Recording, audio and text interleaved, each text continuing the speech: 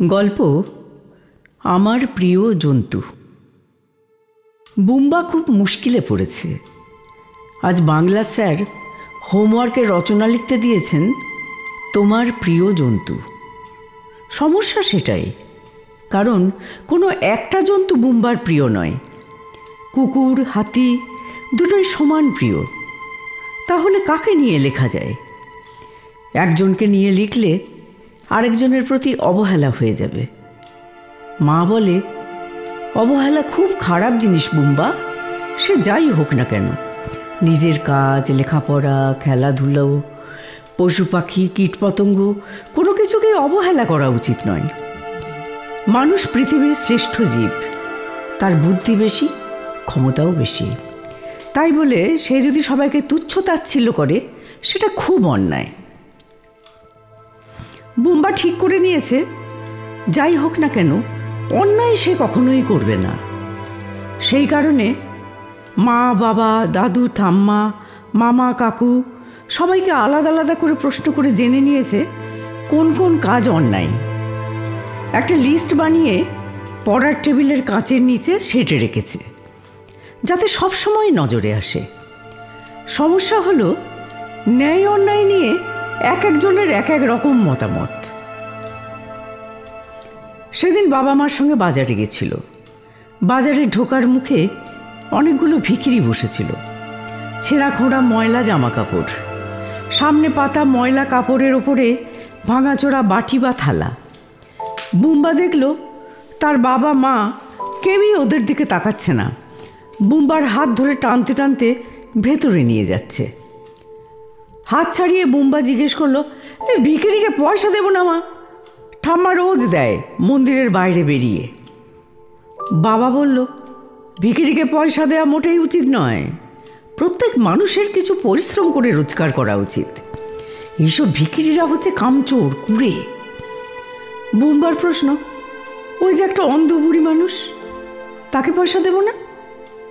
বাবা বলল, শোন বুম্বা, ভিখিরিদের না নানা গ্যারাকল আছে, ওসব তোকে পরে বোঝাবো। মা বলল, কিন্তু যে লোকটার কুষ্ঠরোগে হাত পা ক্ষয়ে গেছে, তাকে তো ভিক্ষা দেওয়া উচিত। বাবা বলল, বললাম তো, ওসব অনেক চালাকির ব্যাপার আছে। এখন বাজারে চলো দেখি, বাড়ি ফিরে কথা হবে। বুম্বা পড়ে গেল ঝামেলায়। ভিখিরিদের ভিক্ষে দেওয়া নিয়ে মায়ের মত, বাবার মত, ঠাম্মার মত একদম আলাদা। বাড়ি ফিরে দাদুর মতামত জানতে চাইল। দাদু বলল, হ্যাঁ, ভিখিরিদের অনেক কারচুপি থাকে, আবার কিছু কিছু জেনুইনও হতে পারে। আমার মনে হয় বুঝে সুঝে ভিক্ষা দেওয়া উচিত। না দিলেও কিছু অন্যায় নয়। একদিন ভিক্ষা দিয়ে তার কী বা বিরাট উপকার হয়ে যাবে।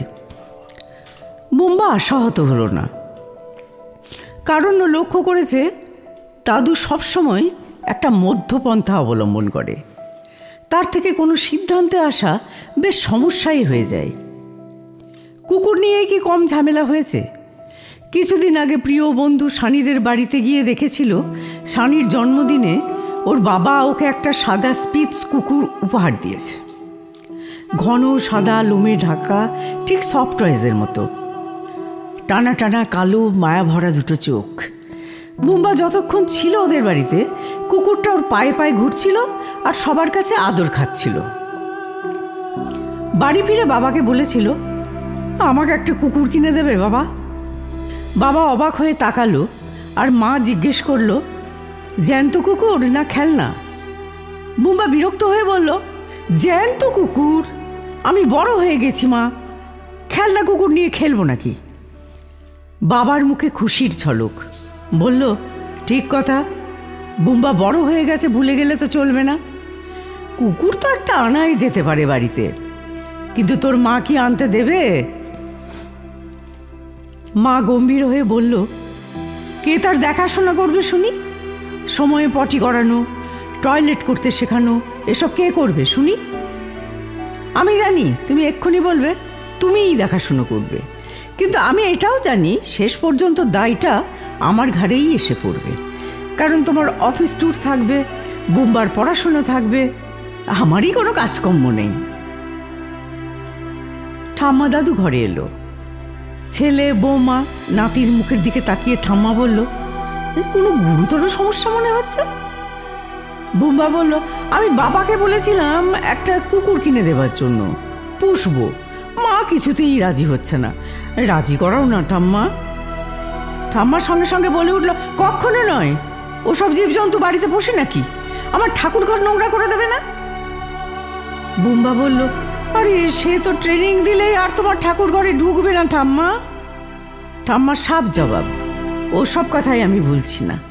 তোমার বাবা আমাকে সারা জীবন কুকুর কুকুর করে পাগল করে দিয়েছে, তুমি আর ঝোঁক তুলো না বাবা। দাদুর মুখের দিকে তাকাতে দাদু বলল, হ্যাঁ, যত্ন করতে পারলে কুকুর পুষলে কোনো ক্ষতি নেই, তবে যত্নটা কে করবে? কারোরই সময় নেই। বুম্বা মুখ গোমরা করে নিজের ঘরে ঢুকে গেল। সেই এক সমস্যা, কে যে ঠিক তা বোঝা মুশকিল। দিন দুয়েক একটু মন খারাপের মধ্যে কেটে গেল।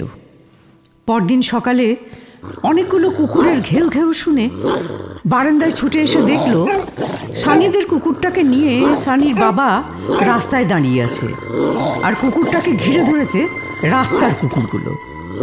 সানিদের স্পিটসের গলায় চেন বাঁধা থাকায় সে বেচারা ভয়ে জড়সড় হয়ে সানির বাবার গা বেয়ে ওপরে ওঠার চেষ্টা করছে। শেষ পর্যন্ত স্পিটসকে কোলে তুলে নিতে কুকুরগুলো পালিয়ে গেল। এই দৃশ্যটা তাকে খুব নাড়া দিল। বাড়িতে কুকুর পুষলে তাকে অনেক সময় চেন দিয়ে বেঁধে রাখা হয়, বিশেষ করে গেস্ট এলে। ওদের তো মনে খুব কষ্ট হয়, রাস্তায় বেরিয়েও ওদের স্বাধীনতা নেই বলে অন্য কুকুরেরা বাগে পায়। কুকুর পোষার ইচ্ছেটা পুরোপুরি মন থেকে চলে গেল বুম্বার। একটাই ধন্দ, কুকুরকে না পুষলে কুকুরগুলো খাবে কি? দাদু বলল, কুকুর আর কজন পোষে বলো দাদু ভাই? বেশিরভাগ কুকুর তো রাস্তাতেই জন্মায়, বড় হয়, আবার বুড়ো হয়ে মরে যায়। তুমি যখন বাইরে বেরোবে কয়েকটা বিস্কুট না হয় পকেটে রেখে দিও, কুকুরদের খাওয়াবে, কিছুটা দুঃখ তো কমবে নাকি? সেই থেকে বাইরে বেরোলেই কিছু বিস্কুট পকেটে পুরে নেয় বুম্বা। বিস্কুট পেয়ে কুকুরগুলো যখন খায় আর বুম্বার দিকে তাকিয়ে কুই কুই করে কৃতজ্ঞতা জানায়, বুম্বার খুব আনন্দ হয়। মোট কথা, কুকুর তার বেশ প্রিয় জন্তু। বিশেষ করে কুকুরের প্রভুভক্তির এত গল্প শুনেছে তাকে ভালো না বেশে পারা যায় না। অপরাধী চিনতে পারা, ভালো মন্দ বুঝতে পারা, কত গুণ কুকুরের।